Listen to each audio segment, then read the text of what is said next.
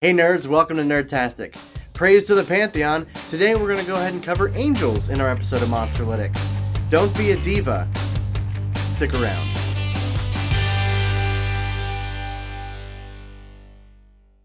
Oh, I don't know how I'm going to hold back these puns, but I'm going to try. We're going to go over the 3 different types of angels that are listed in the 5th edition Monster Manual today. So, let's jump right in. For the Deva, a DC 10 tells us that it's a diva, of course, a type of angel. It knows all languages that are out in the world, and it has a 30-foot movement speed. For DC 15, it's proficient in insight and perception, and its wisdom and charisma saving throws are its strong suit. The fly speed of a diva is 90 feet, and it has a mace multi-attack. With proficiency in insight and perception, these divine messengers of the material plane are good at being able to find their target. And also be able to cut through the BS if you're trying to lie to him about, yeah, I'm totally that guy. Go ahead and tell me your secrets. And for wisdom and charisma, you're not going to be able to charm them very easily. DC 20. Its dark vision is 120 feet. It resists radiant damage and bludgeoning, piercing, and slashing from any non-magical weapons. It is immune to being charmed, immune to exhaustion, and immune to the frightened effect. Its ability, Angelic Weapons, adds radiant damage to its attacks. With 2 mace attacks, that's some hefty damage. Innate spellcasting, magic resistance, and healing touch. Now, a good point with the angels and such is something that you're not going to be able to see them very often in a campaign unless it's all about angels and demons. I like Dan Brown. Alright, so this is one of our first monsters with innate spellcasting. One of the things that I like to do is say that it is an innate spellcaster, but not quite go into the spells that it's able to cast. That's something for like an Arcana check that they could look into to find out more information. Now for DC 25, there are no vulnerabilities for the Deva. One of the things I want to put in this category is the ability and the knowledge that Devas can change shape. This is great. A Deva could be the old man NPC the whole time, or the person that sends you out on quests. It could be any number of things. It could take on any number of shapes. This is something that, while they may just be messengers, they may be passing that message on through you. Now, all 3 of these angels are celestials. So now that that's out of the way, now for the Planetar, DC 10. It knows all languages, and it has telepathy. It also has a 40-foot movement speed, DC 15. It's proficient in perception, and the saving throws for constitution, wisdom, and charisma. The Planetar has a fly speed of 120 feet, and it has a multi-attack with its greatsword, DC 20. The Planetar has true sight. It's resistant to radiant damage, as well as bludgeoning, piercing, and slashing from non-magical weapons. It is immune to being charmed, exhausted, and frightened. It also has Angelic Weapon, and a really great ability called Divine Awareness. It has innate spellcasting, magic resistance, and healing touch. Divine Awareness is awesome. It will know if you tell a lie. There's no getting past the Planetar on this one. You'll see a lot of similarities between the Deva, the Planetar, and the soon-to-be-covered Solar. They're all angels, so they all kind of have the same abilities and attributes. And for DC 25, the Planetar has no vulnerabilities. And finally, the might of the gods themselves, Solar.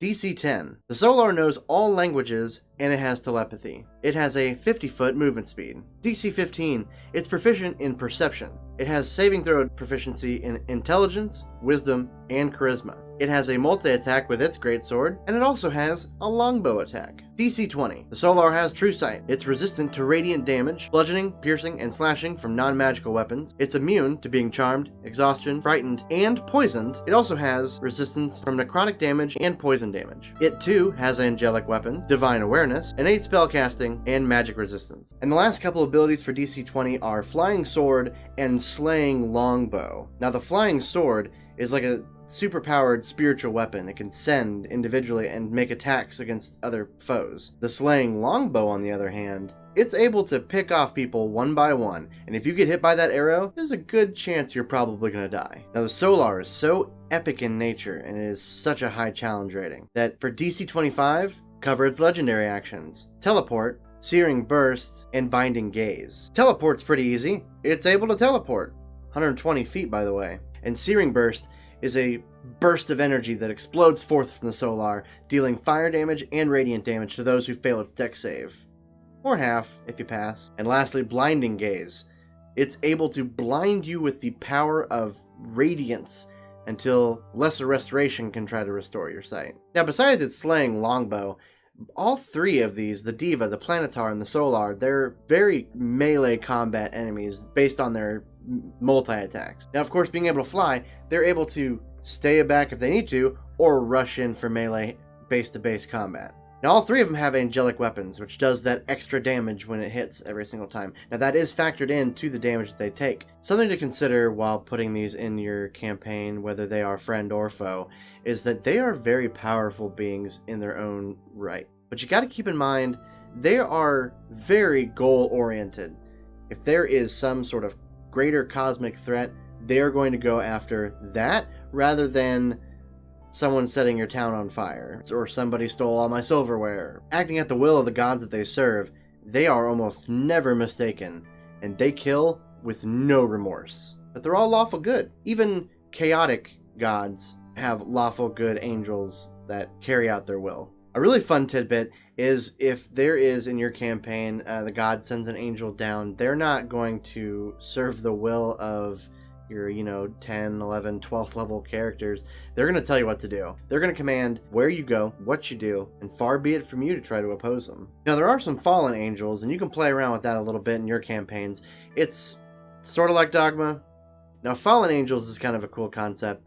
It is angels that have done something that has stained their record, and they are outcasts from all of the angels in the heavens. Either they will take it as a slight against them that they were duped in some way, and they will try to rebel against that, or they will seek out their own personal confinement. When I say confinement, it's more of they may just say, all right, I'll look like a old man Jenkins in the townhouse up the way. Now, these type of celestials, they don't need to eat, they don't need to sleep, and they don't need to drink.